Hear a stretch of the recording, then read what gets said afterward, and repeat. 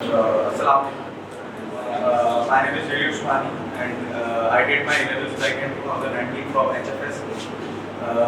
I am currently pursuing Masters in Islamic Law and Jurisprudence, and along with it I am doing ACCA, which is a professional chartered accountancy qualification from UK, and I have also done Bachelor of Commerce from Pratt University Business School as well. खैर, आप लोगों में से boys को ज़्यादातर मुझे जानते ही हैं, मैं ये सारे मेरे जूनियर्स हैं और मैंने जो है वो ये सेशन क्रेडिट काउंसलिंग का जो मेरे एक टीचर ही हैं मुस्तफ़ा अहमद मिर्जा वाला, उनके ज़रिए आज कंडक्ट करवाया है। और उसकी बेसिक वजह जो है जो मुझे अपने टाइम से दिखती थी वो ये थी कि हमारा जो फोकस था वो 11th और 11th के बाद भी और अब भी ज़्यादातर बच्चों का वो ग्रेड ओरिएंटेड था। वो ज़्यादातर जो है उनको क्रेडिट के ऑप्शंस नहीं पता होते भी और नहीं पता है भी अभी।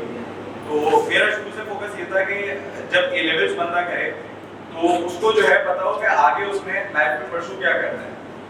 हमारे यहाँ बच्चा वो लेवल्स कर लेता है, वो O3 में अच्छे ग्रेड्स ले आता है, उसके बाद जो है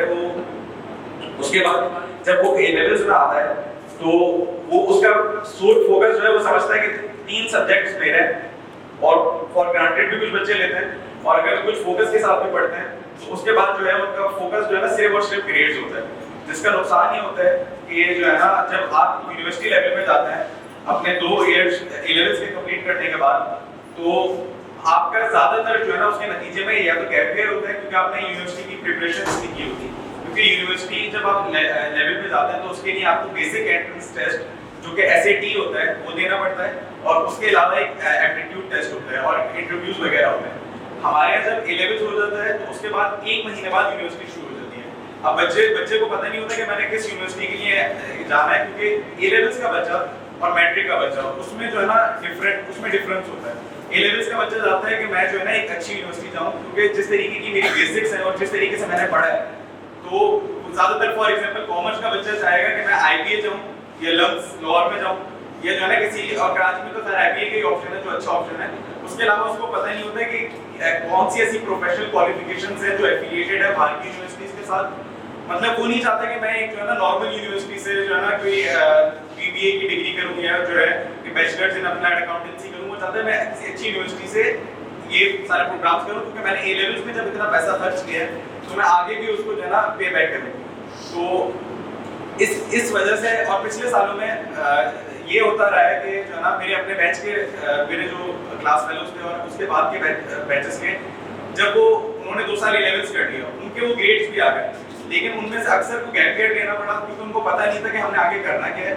और अगर उन्होंने गैप ईयर नहीं लिया तो उसका जो दूसरा कॉन्सिक्वेंस निकला वो ये कि वो अपनी पसंद की यूनिवर्सिटीज में जा नहीं पाए। तो ये 2 कॉन्सिक्वेंस निकले और आज तक वो जो है मतलब हम जब साथ बैठते हैं दोस्तों वो ये बोलते हैं कि यार हमारा जो है ना हमने A-levels में पूरा मेहनत की O-levels में लेकिन हमारा जो है ना फिर भी कोई फायदा नहीं हुआ। तो असल क्योंकि आपको जब आप विजुअल होते हो आगे जाते हो आपको पता चलता है असल ग्रेड्स नहीं होता, असल आपका जो है ना प्रैक्टिकल एक्सपीरियंस होता है, एक्सपोजर होता है जो आपको जो है बाद की लाइफ में जो काम आता है। तो मैं जो है आज का सेशन मैंने जो रखवाया है सर मुस्तफा से ये तकरीबन 40 कंट्रीज में जो है पढ़ाते हैं ACCA और CA और जितनी भी प्रोफेशनल क्वालिफिकेशंस हैं जो कि एफिलिएटेड हैं। अच्छा ये सेशन सिर्फ कॉमर्स के बच्चों के लिए नहीं है, ये साइंस के बच्चों के लिए भी है क्योंकि साइंस के बच्चे भी जो है वो अक्सर स्विच करते हैं आगे की फील्ड्स।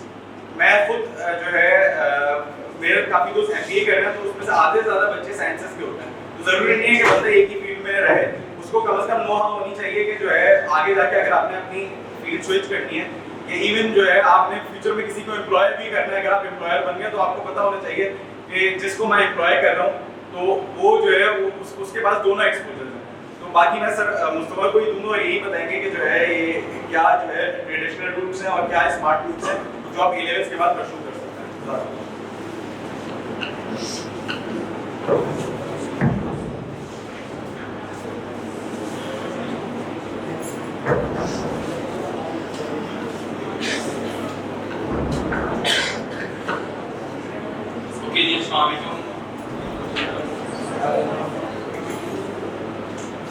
कुरान पाक में एक आयत है सूरह रहमान की लास्ट तबारक अस्मु रब्बिक और उसका तर्जुमा है बरकत वाला है तेरे रब का नाम, बरकत वाला है तेरे रब का।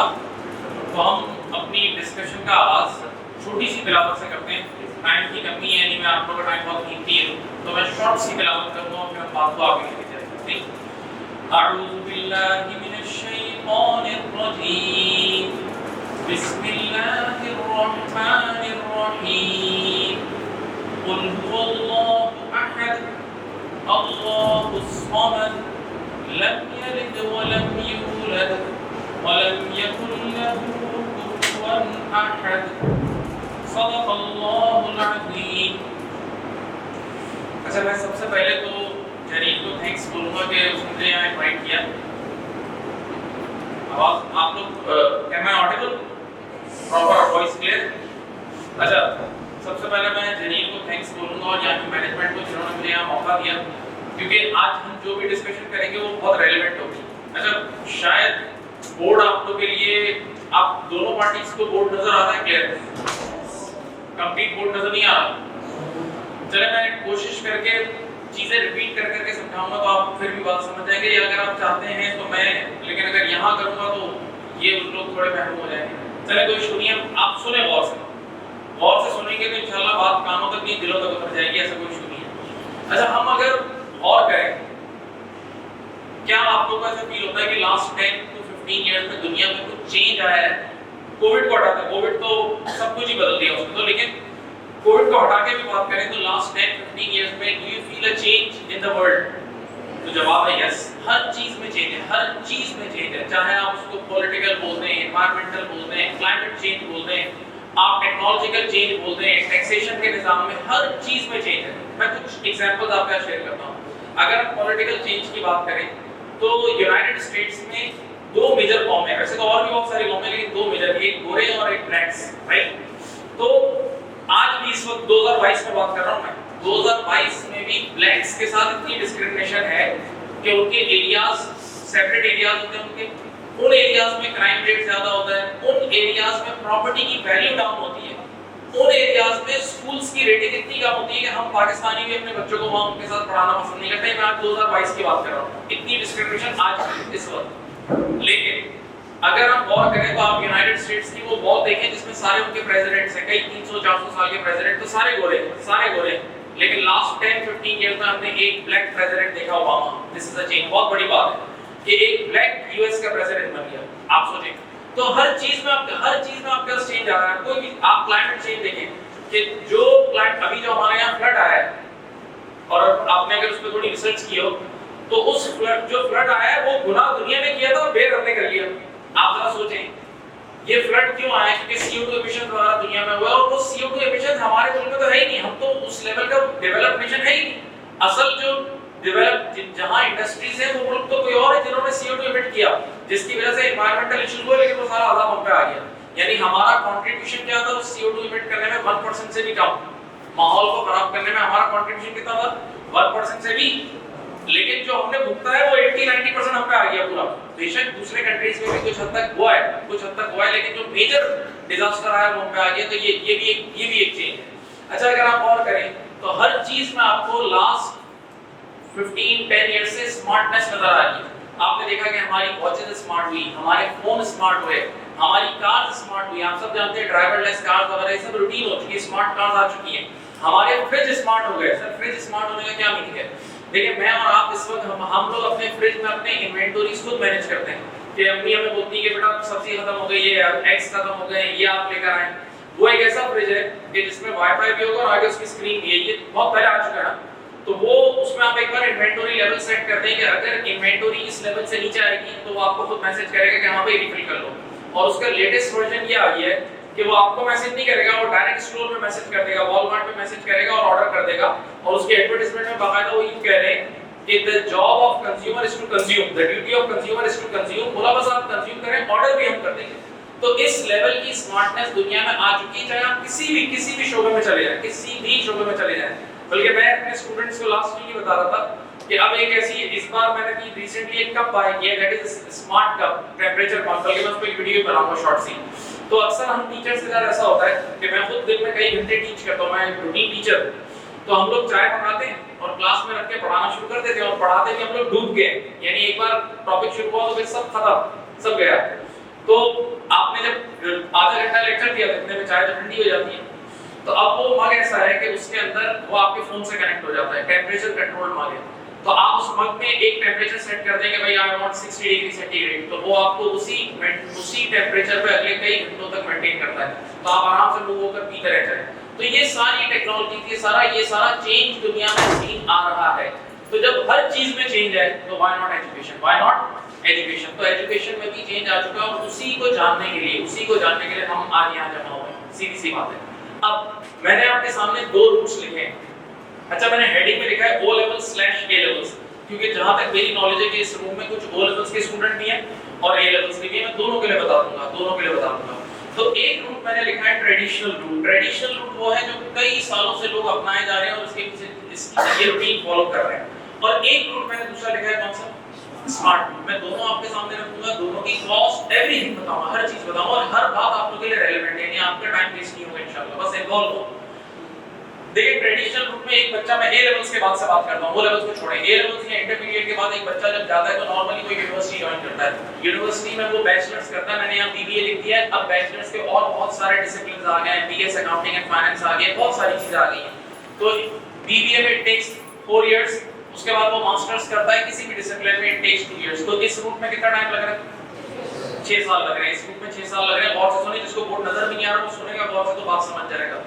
इस रूट में कितना टाइम लग रहा है, 6 इयर्स। सर इस रूट की वर्थ है? जी बिल्कुल वर्थ है, क्यों नहीं है। अगर आप किसी अच्छी रैंकिंग यूनिवर्सिटी से करें, जैसे अगर मैं पाकिस्तान में बात करता हूं, अभी इन्होंने बोला आप आईबीए से करें, लम्ब से करें, एक और यूनिवर्सिटी हमारे कराची में केएसपीएल, अगर आप लोगों ने नाम सुना हो, वो भी बहुत टॉप लिस्टेड यूनिवर्सिटी है। तो अगर आप फर्स्ट ईयर यूनिवर्सिटी से करें तो इसकी बहुत वर्थ है। लेकिन अब यहां मैं रुक के एक बात बता दूं कि आईबी और लम्ब्स में जाना, सबसे पहले तो उसकी कॉस्ट बहुत हाई है, उसकी कॉस्ट ठीक-ठाक हाई है, राइट, यानी लाइक 1 मिलियन प्लस या समथिंग पर ईयर होता है, बल्कि उससे भी ज्यादा होगा जो रिसेंट इन्फ्लेशन आई है।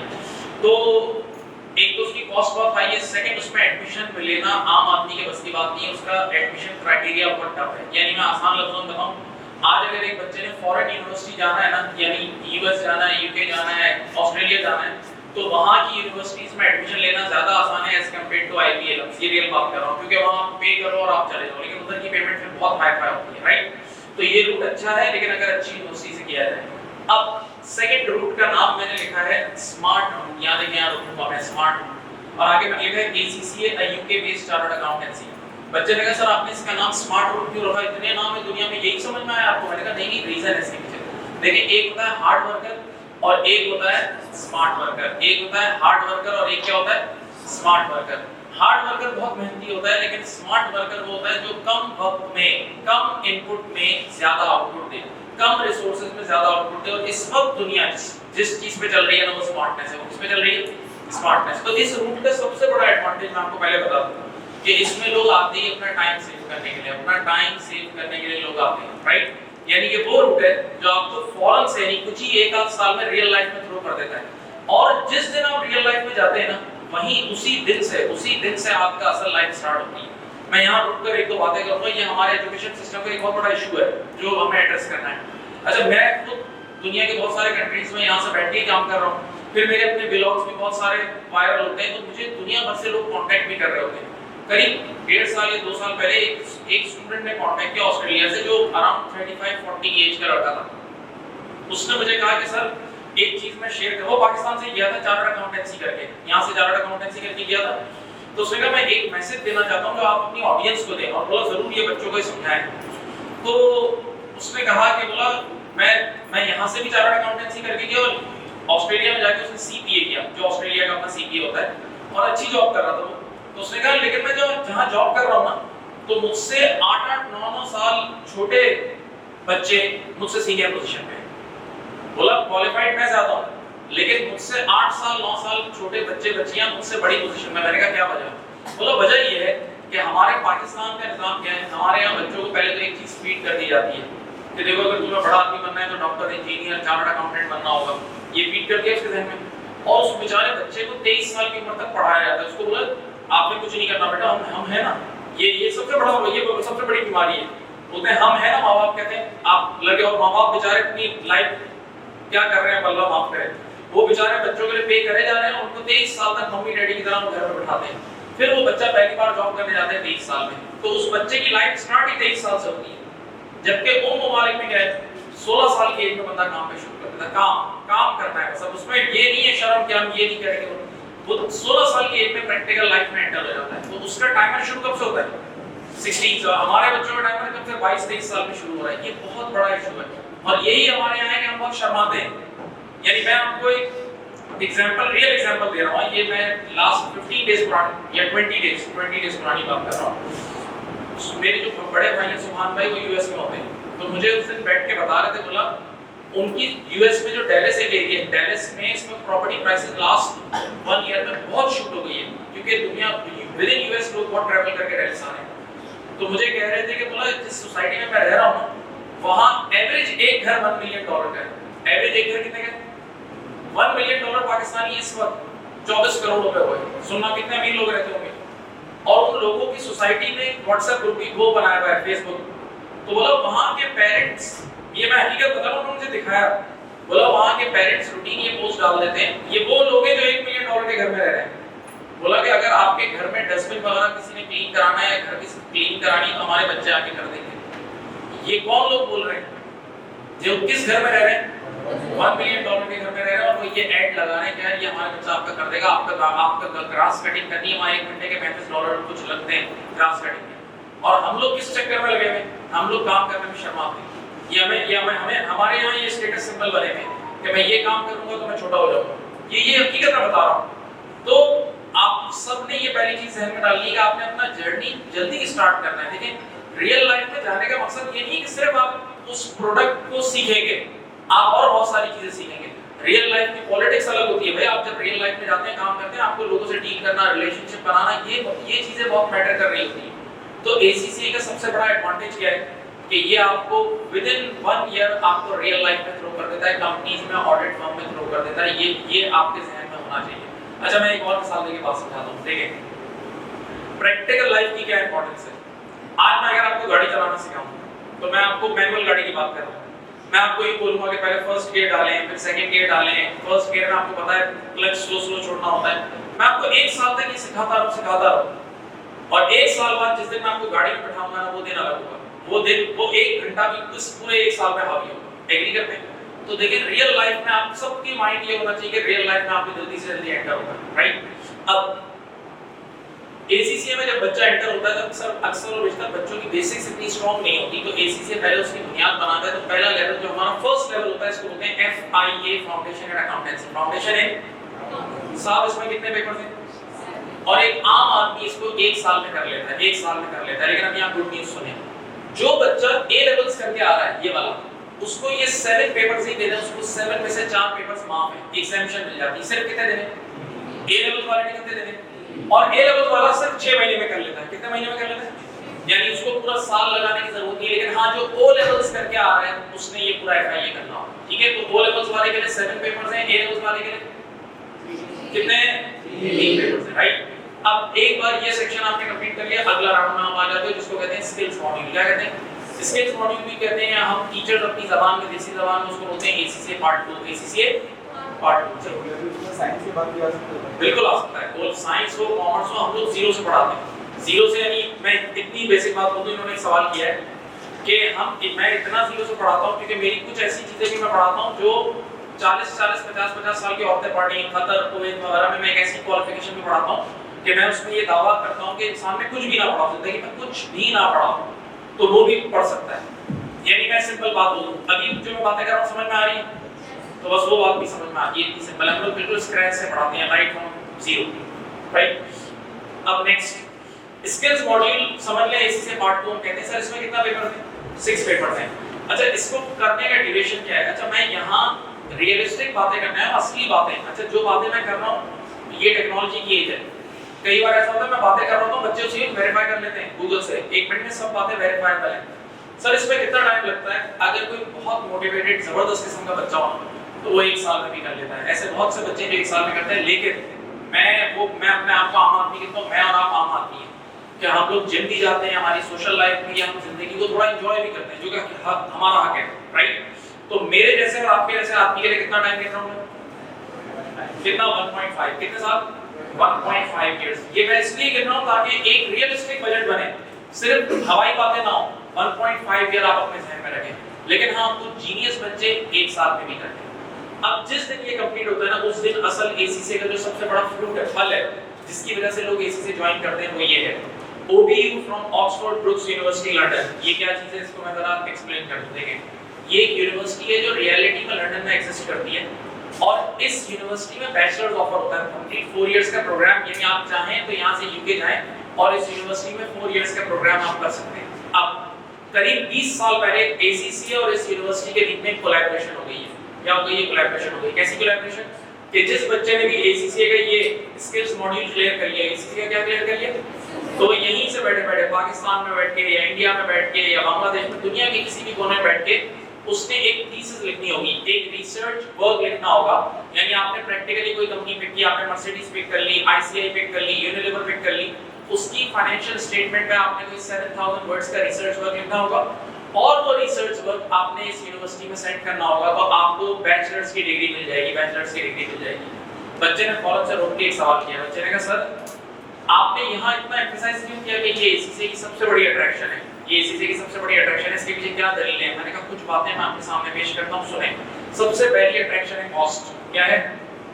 और कॉस्ट बहुत बड़ी चीज है। हम इस वक्त डेवलपिंग कंट्री में हैं और हमारे लिए कॉस्ट बहुत रेलेवेंट है, बहुत ज्यादा। डेवलपिंग क्या है, इस वक्त तो डेवलप के भी आंसू निकल गए इस तरह के हालात है दुनिया में, तो कॉस्ट हमारे लिए रेलेवेंट है। सुने, अगर इस यूनिवर्सिटी से आप यूके जाके 4 साल पढ़े ना, तो आज पाउंड का रेट, अब पाउंड अभी ब्रिटिश करेंसी लास्ट वीक थोड़ी गिरी है, ये हम लोग के लिए अच्छा हुआ है थोड़ा, तो 250 रुपए का हो गया पाउंड, वरना 280 तक पहुंच गया था, 270 तक। तो आज के एक्सचेंज रेट पे आप समझ लें 1 करोड़ 30 लाख रुपए का खर्चा है 4 साल का। एक मैं आपको राउंड, अच्छा इसमें प्लस माइनस थोड़ा 19-20 होगा, लेकिन 1 करोड़ 30 लाख 1 करोड़ 25 लाख का खर्चा है अगर आप यूके जाके 4 साल में ये यूनिवर्सिटी में पढ़ते हैं। और अगर आप एसीसीए के थ्रू ये क्लेम करते हैं, और सुनना, एसीसीए के थ्रू आप ये क्लेम करते हैं तो इसका खर्चा है ऑलमोस्ट 1 लाख रुपीस पाकिस्तान में, पीकेआर 1 लाख। सर इस 1 लाख में क्या क्या चीजें शामिल है? 2 चीजें शामिल होती हैं। एक फीस जो आपने पे करनी होती है वो यहाँ से बैठ के यूके पे करनी होती है 250 या 270 पाउंड्स गोरो को, और बाकी यहाँ जो टीचर आपकी मेंटोरिंग कर रहा होता है, जो आपसे चेक कर रहा होता है ना, उसको आपने 20 या 25,000 कुछ पे करने होते हैं। तो ये अराउंड लगभग 1 लाख रुपए में खर्चा हो जाता है। तो आप जरा सोचें, वहाँ जाके कर रहे हो तो 1 करोड़ से ऊपर का खर्चा है, और आप एसीसी के थ्रू क्लेम कर रहे हो तो ये लाख रुपए के अराउंड का खर्चा है। तो ये सबसे बड़ी कॉस्ट सेविंग है। Number 2, second benefit, research. देखिए ये एसीसी का वो एरिया है जो रिसर्च बेस्ड है।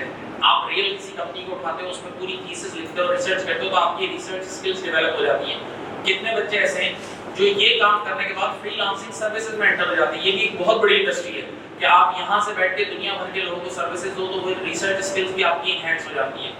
थर्ड बेनिफिट, इसकी वर्थ। अब ये बहुत अहम चीज है। सवाल ये है कि सर अगर कोई बच्चा इस यूनिवर्सिटी में जाके पढ़े और डिग्री क्लेम करे, नंबर 1, या वो एसीसी के रूट के थ्रू क्लेम करे, दोनों की डिग्री सेम है। सर इसकी ग्रेजुएशन सेरेमनी होती है? बिल्कुल होती है।